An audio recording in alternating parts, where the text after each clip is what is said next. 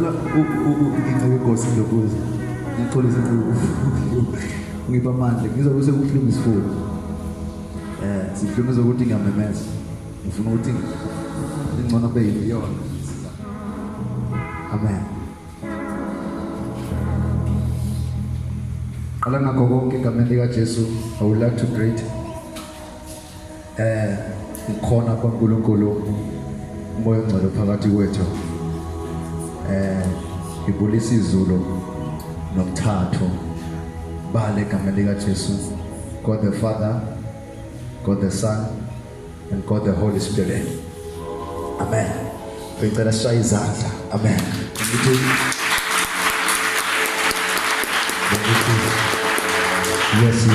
Yes. Amen. Bese ngibulisa abaphathi bami egameni lika Jesu for this wonderful opportunity that which they have given me. Angithathi njengezeleze. Amen. Likhulu lethuba. Yeah. Ngoba likhulu nje futhi umuntu oyilana phambi kwaNkulunkulu makushoya phakathi kwabantu. Manje ngizobonga kakhulu egameni lika Jesu bafana nabangibophileyo bangisiza futhi egameni lika Jesu. From our president Mr. Makhaya ngaze ngibone namhlanje abaphathi bami konke committee lonke egameni lika Jesu umphathi wami uZimande egameni lika Jesu bengicela sibashele izandla kumsebenzi omkhulu uNkulunkulu abanikeze wona. Bese sivule incwadi kaGenesis. I'm not gonna be long bazalwane njengobude bami. Genesis chapter number 1. Thank you sir. God bless you. Anusheli izandla egameni lika Jesu. Amen.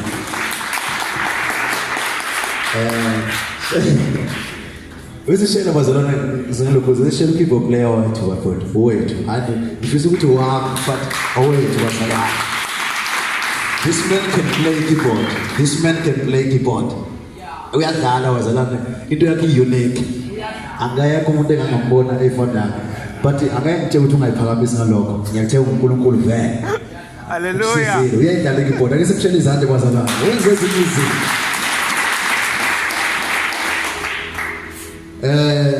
Genesis chapter number 1 verse 26-27.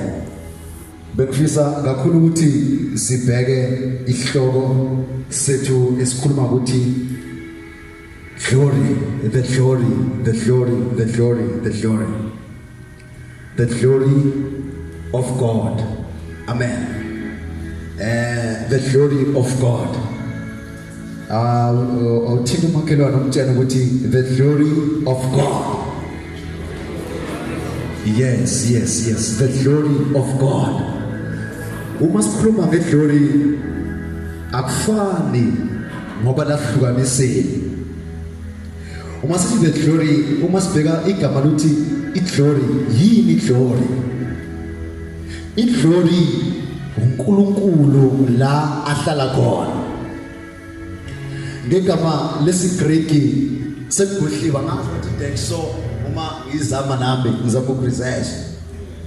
But uma ichaza kahle about iglory, iglory are riches. Hallelujah.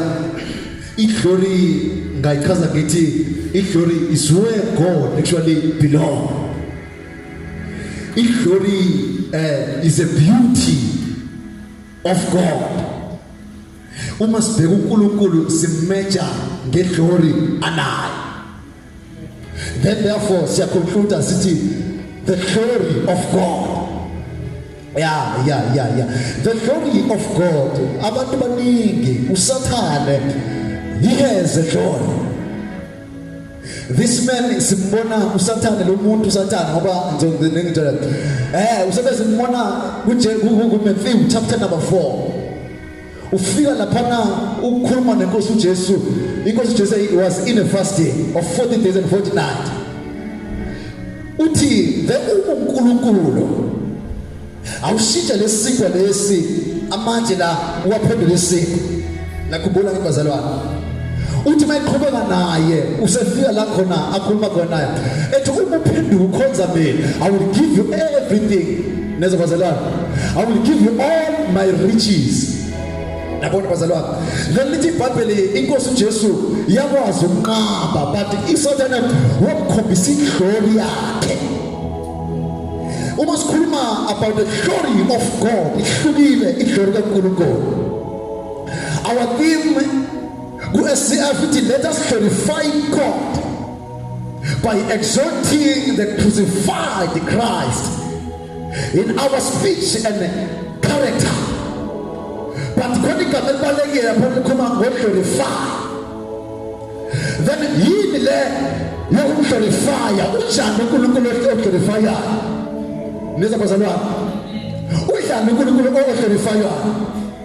Then it glory.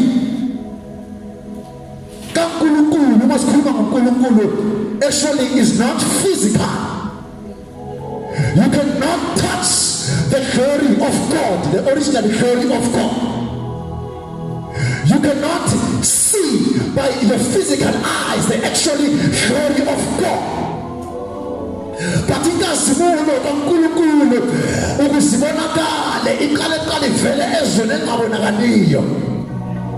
Uma isezweni engabonakaliyo then it manifest bese bonke bakwazi ukuthi babone like Jesus Christ. He is the glory of God and not everyone will know him. Uma kabanga akavelanga ngenyama yakhe wabona ngabantu bonke bafakaza bathi uyena like in the Bible in incwadi kaJona it's in the beginning there was a word and the word was with God and the word was God and listen it then ulizwe bathi inyama phakathi kwabaphakathi kwalizwe there was a glory of God. Let it maqhubeka kahle uthi therefore sabona inkazimulo yendodana kaNkulunkulu sabona injena yendodana uzelwe uNkulunkulu he came to manifest the glory of God. Okushithi bonke abazofika baphume ngaye they will manifest his glory. Okushithi bonke abazofika bazalwe nguye bazala inkazimulo. We are called actually to manifest what we call the glory of God.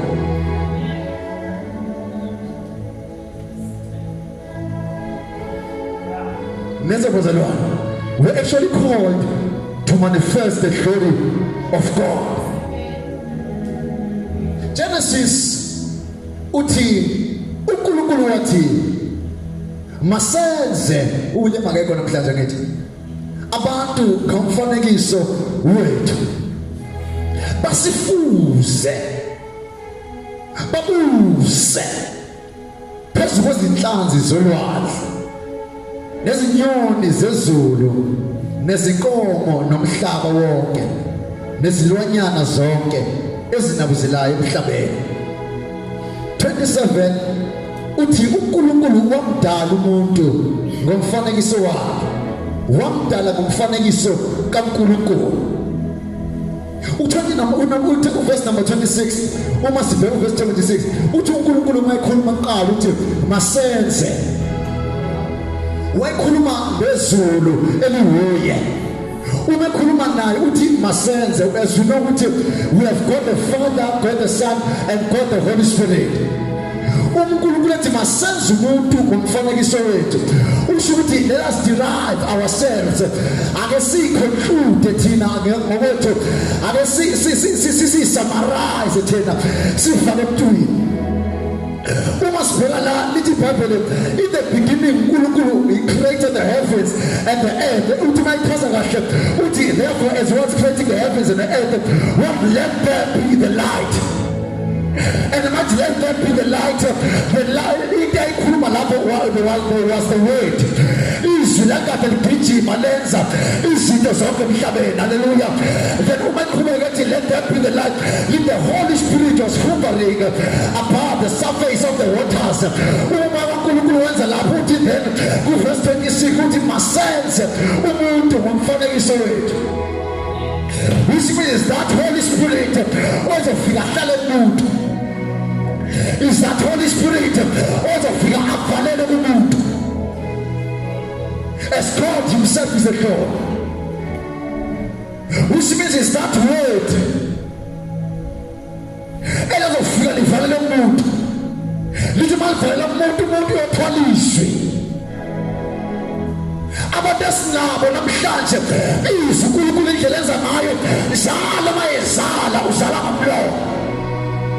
Abantu abaningi indlela abasebenza ngayo zala babenza ngezandla bekumsebenzi yabantu the original God, the God of Genesis. Zala mayezala uzala ngomlomo.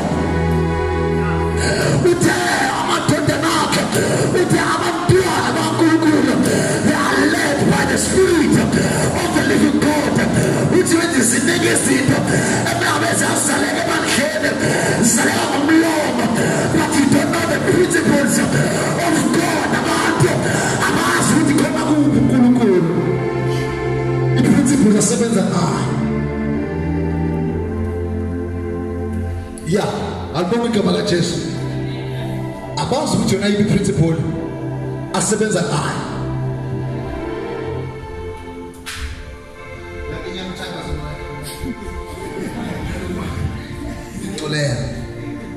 Amen. Yona abazi ukuthi uNkulunkulu yona yipi principle asebenza ngayo. Then uthi manje u-47 uNkulunkulu wamdala umuntu ngomfanekiso wakhe. Leli liyagcizelela bafowethu nodadewethu. Lithi uNkulunkulu wamdala umuntu then ngomfanekiso wakhe. Bese sithi wamdala ngomfanekiso kaNkulunkulu. Which means umuntu esemdalile ligcizelela ukuthi wamdala then umuntu ngomfanekiso kaNkulunkulu. Ukuthi umuntu ayikho into eNkulunkulu engekho kuyena. And ayikho into kumuntu engekho kuNkulunkulu. Very sure uNkulunkulu wabona isidingo ukuthi athumele indodana yakhe ezele yona. He sent himself weze mhlawumbe because wayelanda into yakhe.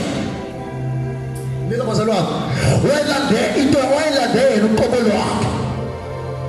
Nabona bazalwane, therefore into exhortation namhlanje ukuthi besifuna ukuyenza abantu abangekho normal, abantu abazonganormal will have the understanding of the glory of God.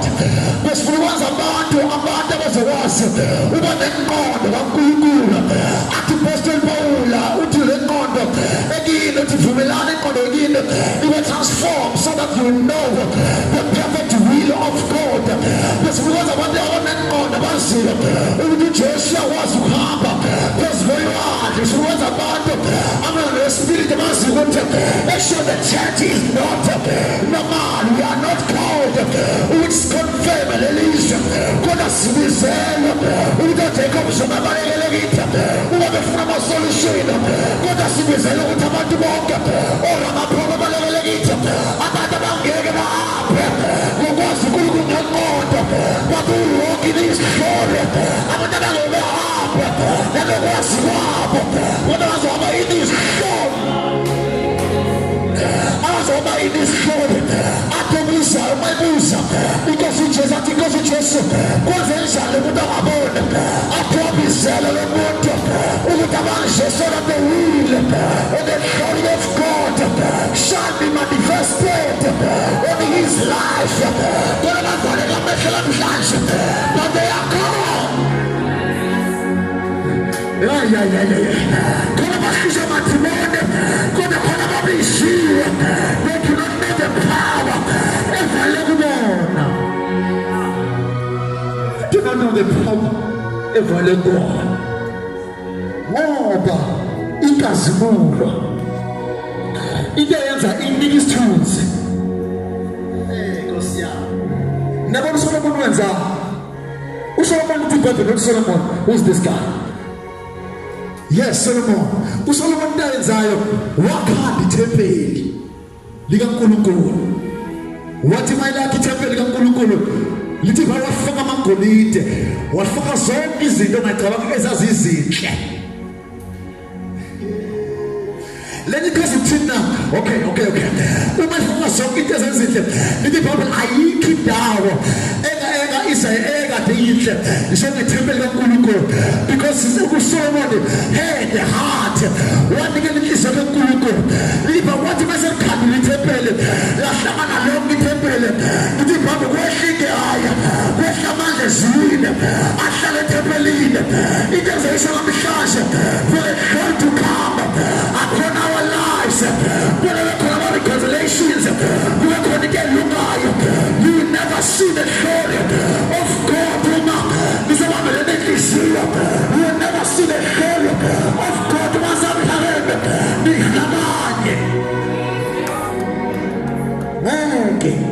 nibona inkazimulo kaNkulunkulu hliziyo yami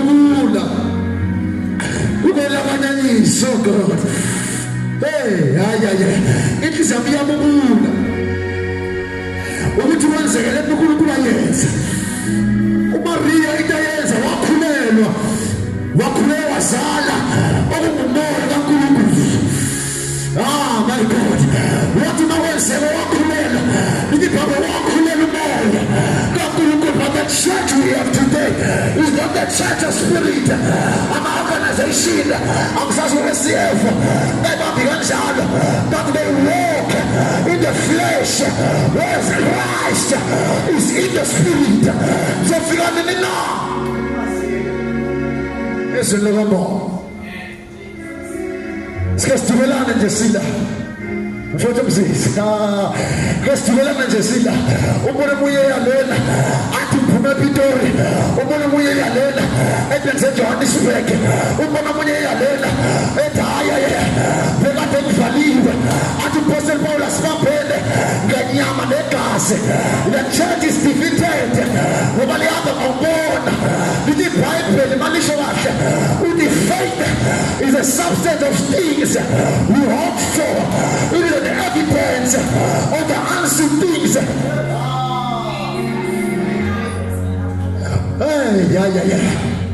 ukholo kuqiniseka izinto ezithenjwayo which means I once trusted something I once hoped that the heaven will be among us. Then therefore I must apply my faith and people will see God doing things because you call kuqiniseka izinto ezithenjwayo. You know what I tell my master? When I tell you to feel varsity, today you are in the varsity. You know what I tell you? Wish to manifest the glory of God. Then therefore, we have to back now it down. Kuyiqiniso. Ngezinto ezingabona. Ngabana. But uma ngibona imoto in the spiritual world. I fought for it. Then therefore, uma kwenzeka ngibona spiritual, but iqiniso zoloko that thing zibikana nesitezi kumo. Because now unjabula ngamthatha manje la ezena.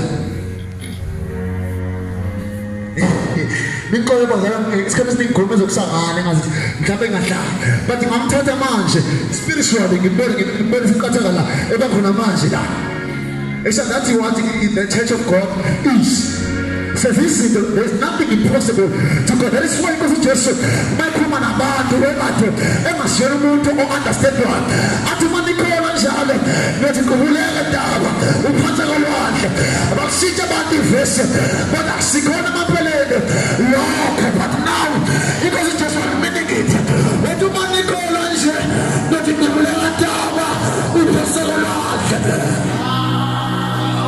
manikola nje nasebenzisifo uphatha kolwandle umanikola nje kwenzeka bonke there is nothing impossible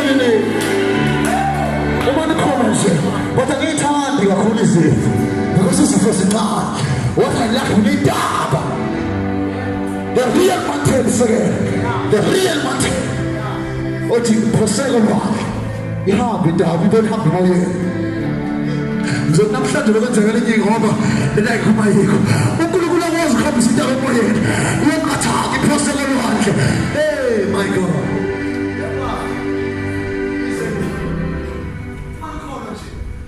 Let's see what that Baphosekolwa maningi amavesi esiyasilahleka.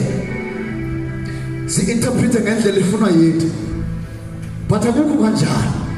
Uthi manje mawesifazane nje umkhanuke ubone amathanga akhe uvelule imali encebo umbone ngamehlo uthi kusezikhiphe lohle uphoa ngoba kusizana na emaphela nalikho revelation le verse aphikisi ngaba ngalebo but ayikho ngampela likhibozo the hell is real basa ngaphela mliwe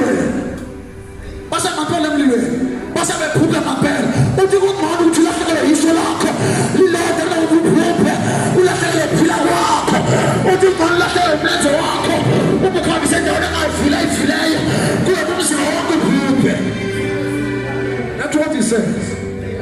But what I was saying is that for us to glorify God, Romans chapter number 8, for bonke abakuKristu Jesu, there is no condemnation. Yes.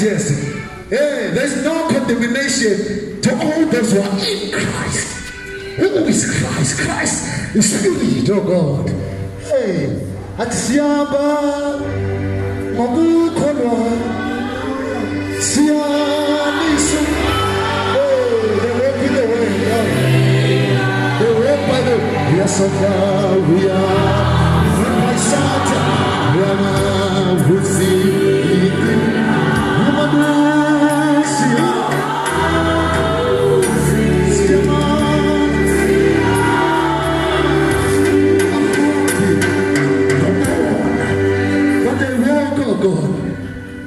Ngiyasaba ngoba mangiphuma la ngiba challenge hallelujah imimoya eminingi but we do not walk by sight. Mele ngazi ukuthi noma ngiphuma la noma mhlawumbe ngahlabela kangakanani kuze wehle izulu noma mhlawumbe ngashimelanga kuze wehle izulu ayenzeki lento njalo uma ngenza ngibheka amehlenyama kodwa yonke imiqala ezulu komoya. May the Lord help us in this last generation and open their eyes to know that God, hey my God, about this remember abashumayezile benza amanga bayasomanga but abane revelation elesa kune revelation ibandla yokulebele benayo because they will know what is Jesus not God of the flesh. He's a God not only Israel but he's a God of all the Gentiles. They will walk in the spirit, they will see in the spirit, they will know Christ as the place, living place. Somebody in him will move. Hey, in him will walk. He is a place. Which means if he is a place, he's like this wedding apart. We see by Christ. We talk by Christ. We walk by Christ.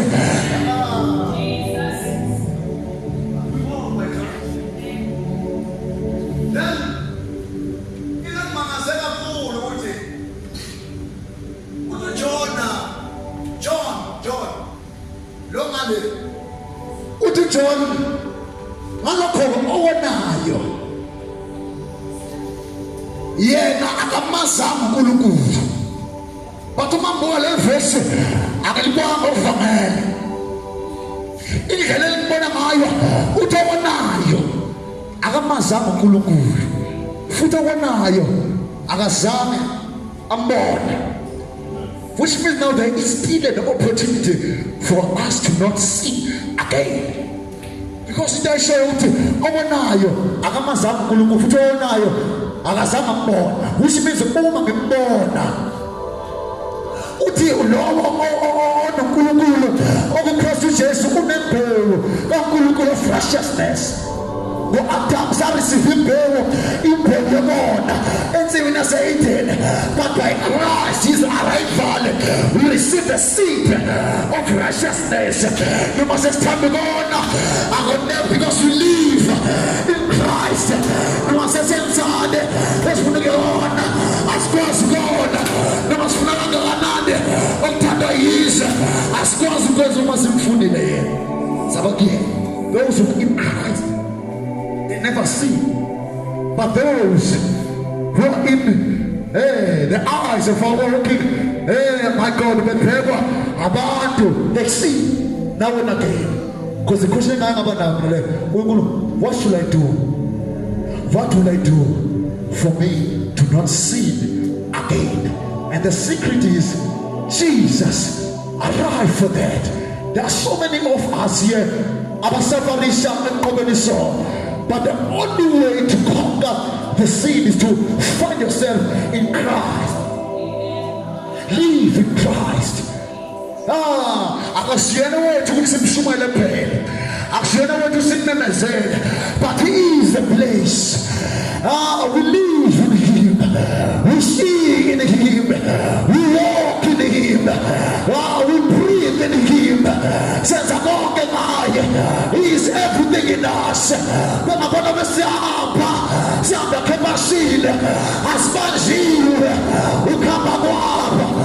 we walk in him. We live in him. We see by him. We know the man's office. Oh God, we learn in him. Ngana kusele but ngalende ukuthi noma uma ngikuye he knows everything. Sifundeni bazalwane kubalekile ukufunda but khona lezinga la khona I know in him asilonke ulwazi uMpostoli Pawula bakhona phakathi kwenu abashumela ngenqondo beshumayela ngofuna ukuthi bebizwe bethambe. But mina what the revelation I have ukuthi izwe likhulumayo amandla kaNkulunkulu amandla kaNkulunkulu, which means I preach in power of the Holy Witness. Khuluma ukuhlakanipha asikhona kwaleli lizwe. Therefore makhona ukuhlakanipha kwaleli lizwe uNkulunkulu nakho ukuhlakanipha. Therefore if we know God Almighty will speak into engakhulunywa abanye bebebuza amanza ngapha kuvela omunye ngapha osindisiwe athi anza na ahlule nje lecture name because he knows. Let's glorify God. The only way to glorify God is starting by living an abnormal life. Where we'll be abnormal to the world. When they see us, they see the glory of God. Hey, my God, my God. When they see us, they do not see the intelligence, no more just intelligence, but they see the abnormal intelligence coming from God. I feel it's a mina of Salah. May we challenge ourselves. Sila, God actually is inviting you to living an abnormal life. A life of prayer, of a life of fasting, a life. God. But the life of God. The life now. Akatandi poku chiteto esiyon but inefunayo is the one who is inside. Alafikalala naye akatandi deswa mayo no bono nabeto iteza but inefunayo is he. Lakila koninya kwa fela ye. May we all stand on our feet and bless the Lord Almighty.